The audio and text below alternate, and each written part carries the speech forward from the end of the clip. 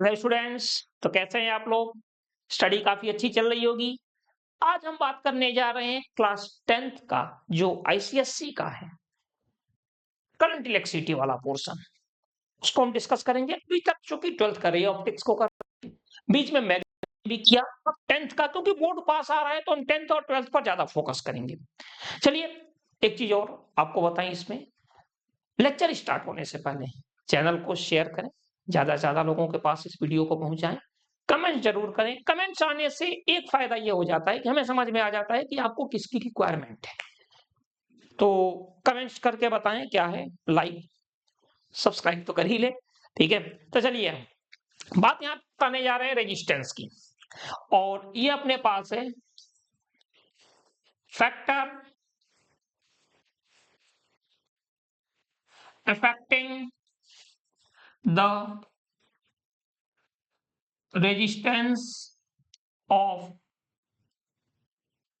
Conductor. थोड़ा आराम से लिखते हैं, नहीं आप भी कहोगे पता नहीं क्या लिख दिया सर ने। फैक्टर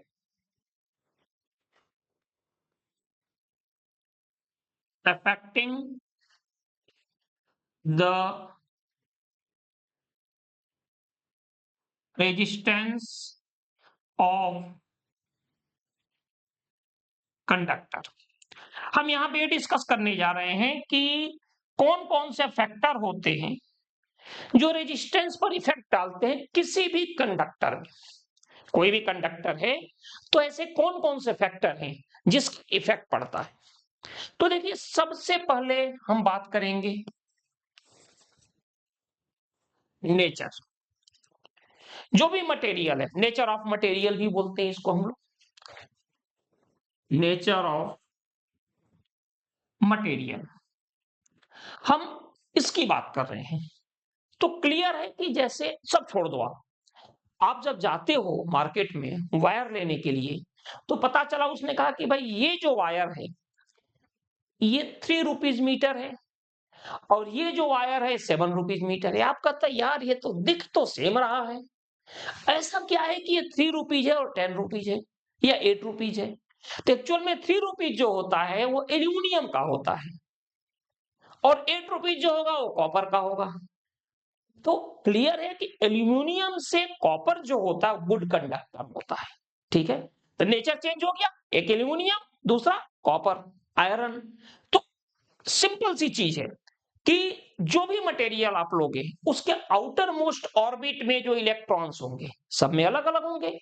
तो होता क्या है कि जो भी आप यहाँ पे वायर लोगे, इस वायर का जो नेचर होगा ये कौन डिसाइड करता है? इस वायर का नेचर डिसाइड करता है इसके अंदर के इलेक्ट्रॉन्स। क्लियर है कि जिसमें जितने ज्यादा फ्री इलेक्ट्रॉन्स होंगे, जितने ज्यादा फ्री इलेक्ट्रॉन्स होंगे उसकी कंडक्टिविटी उतनी ही ज्यादा होगी। ठीक है, और ये किस पर डिपेंड करेगा? नेचर पे। जैसे कॉपर है, एल्यूमिनियम, एल्यूमिनियम का आउटर मोस्ट में 3 होते हैं।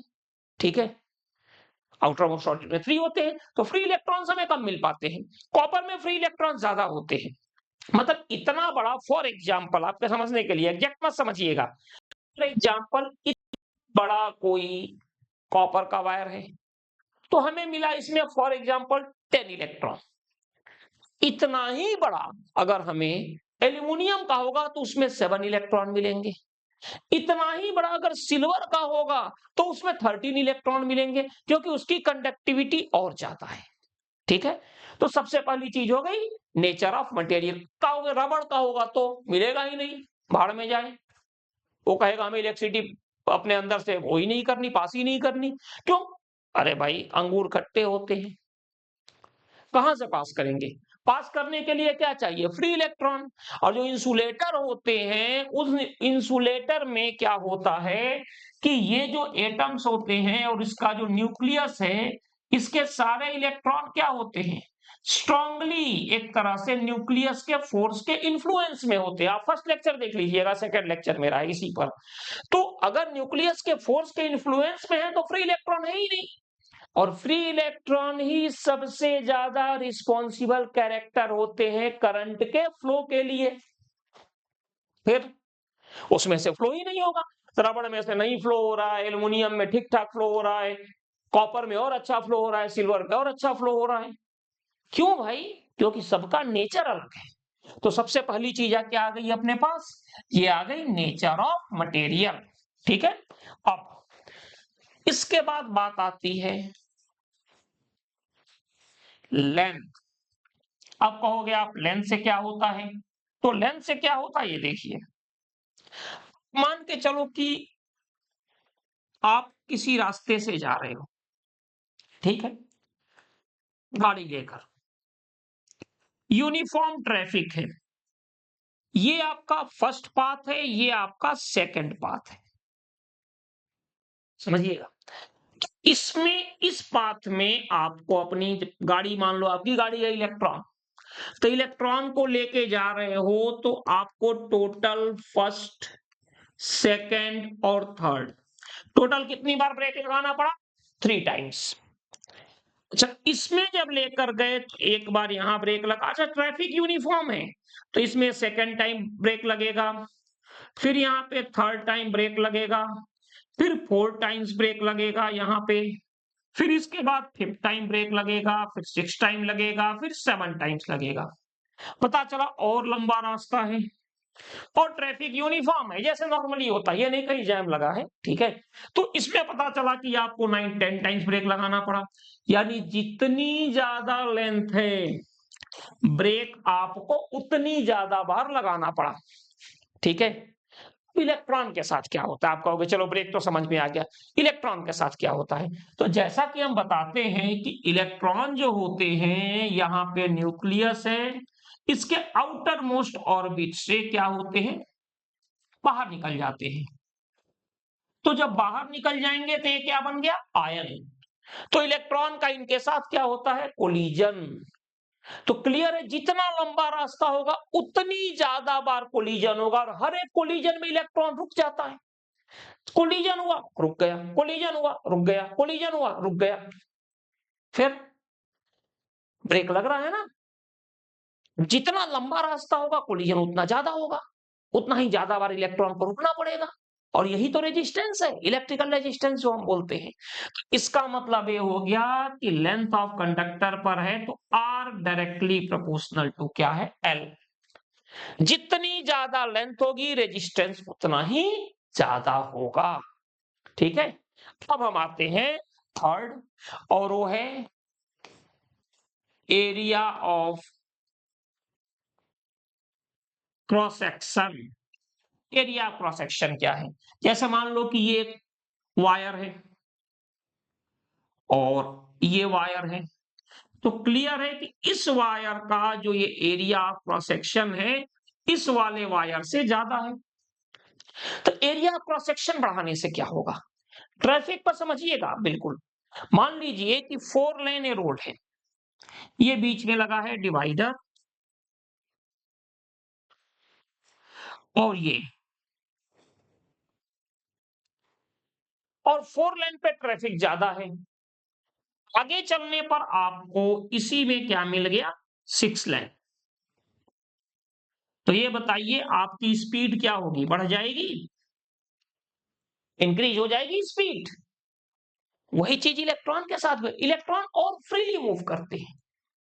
तो एरिया क्रॉस सेक्शन जितना ज्यादा होगा रेजिस्टेंस उतना ही कम होगा।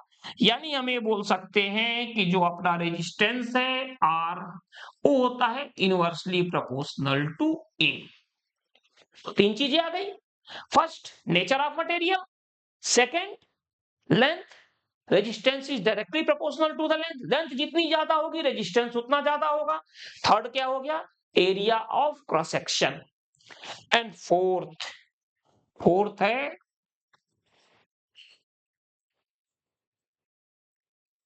टेम्परेचर।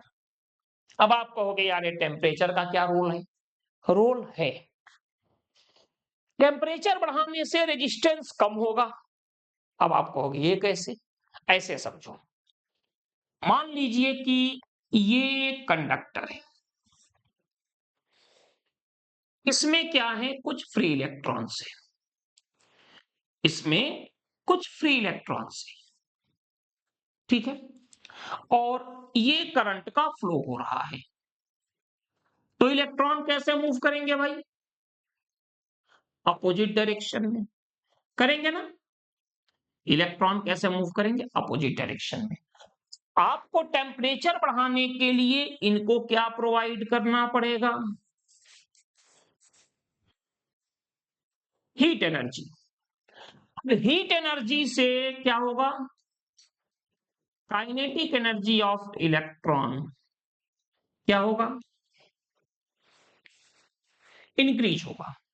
आपने इनको हीट एनर्जी दिया तो हीट एनर्जी किस में कन्वर्ट हुई? काइनेटिक एनर्जी में। भाई एनर्जी का कन्वर्जन तो होता है। हीट एनर्जी कन्वर्ट हो गई काइनेटिक एनर्जी में। पहले से कुछ काइनेटिक एनर्जी थी, कुछ और एनर्जी आ गई, तो काइनेटिक एनर्जी इंक्रीज हो गई। काइनेटिक एनर्जी के इंक्रीज होने से क्या हो गया? जो स्पीड है वो क्या हो गया? ये भी इंक्रीज हो गया। अब स्पीड के इंक्रीज होने से जो इनका कोलिजन है ना, एवरेज नंबर ऑफ कोलिजन वो बढ़ गया, तो रेजिस्टेंस भी बढ़ गया। आप कहोगे यार वो तो ठीक है, हमने हीट एनर्जी दिया, हीट एनर्जी कन्वर्ट हो गई काइनेटिक एनर्जी में, स्पीड भी बढ़ गई, तो इससे कोलिजन कैसे बढ़ गया? तो आप एक चीज सुनो, थोड़ा सा डिस्टर्बिंग है बट समझने के लिए। फॉर एग्जाम्पल एक हाईवे है, हाईवे हाईवे ब्रेक लगता है ना, वो रेजिस्टेंस। इस हाईवे पर जो कार है, एवरेज स्पीड सबकी 30 मीटर पर सेकेंड है। दुखद न्यूज आती है, मान लीजिए कि हर 6 आवर्स पे एक एक्सीडेंट हो रहा है। अब हमने क्या किया, इसी स्पीड को बढ़ा दिया हाईवे की, और ये हो गया 60 मीटर पर सेकेंड या kilometre per hour. Kilometre per hour मानिए, मीटर पर सेकंड तो नहीं, सर 60 की स्पीड हो गई। अब जो पहले 6 घंटे पे 6 आवर पे एक एक्सीडेंट होता था, अब वो क्या होगा? सुनने को मिला कि हर 4 घंटे पे एक एक्सीडेंट हो रहा है। पता चला स्पीड को हमने और ज्यादा बढ़ा दिया, और स्पीड कर दिया 90 kilometre per hour, average speed बढ़ा दिया सबकी। और पता चला हर 2 घंटे पर एक्सीडेंट की न्यूज आ रही है। यानी स्पीड बढ़ने से एक्सीडेंट का जो टाइम था वो क्या हो गया? कम हो गया। सेम कंडीशन यहां पर है। तो टेम्परेचर बढ़ाने से क्या होता है? एवरेज नंबर ऑफ कोलिजन बढ़ता है, जिसकी वजह से क्या होता है? रेजिस्टेंस इंक्रीज हो जाता है। ठीक है, तो एक बार फिर सुन लीजिए, टोटल कितने फैक्टर हो गए? 4। फर्स्ट, नेचर ऑफ मटेरियल, ठीक है। Second, length of the conductor, यानी जितना ज्यादा लेंथ होगा रेजिस्टेंस उतना ज्यादा होगा। Third, area cross section, area cross section जितना ज्यादा होगा उतना ही कम रहेगा। Fourth temperature, fourth is the temperature. तो 4 चीजें हो गई अपने पास, ठीक है, जिस पर कि ये डिपेंड करता है। अब एक चीज और आती है, और इसका नाम है कंडक्टेंस। रेजिस्टिविटी हम लोग करेंगे, लेकिन उसके पहले पढ़ना conductance. What is conductance? Conductance क्या होता है? तो कंडक्टेंस के लिए हम लोग बोलते हैं कि conductance is the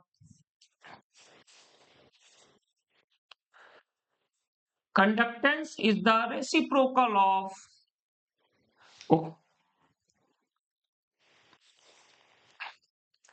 conductance is the reciprocal of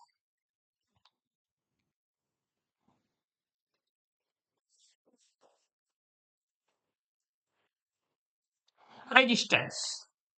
ठीक है, तो फिर आप कहोगे what is unit of conductance? तो unit of conductance equal to unit of 1/r। तो 1/r का क्या हो जाएगा? ओम, या यही हो गया ओम इनवर्स, या इसी को बोलते हैं, ऐसे भी लिखते हैं ओम इनवर्स, या इसको बोलते हैं म्हो। है ना इंटरेस्टिंग? OHM ओम, MHO म्हो, है नहीं? और इसका एक और नाम है साइमेंस। एक और इसका नाम है, उसको बोलते हैं साइमेंस। तो अपने पास क्या मिल गया? What is the SI unit of conductance, तो ये हो जाएगा ओम इनवर्स या साइमेंस। इतना हो गया। थोड़ा सा मैं आपको यहां लेकर चल रहा हूं VI ग्राफ पे। मान लीजिए कि ये V है, ये I है, ठीक है। इसमें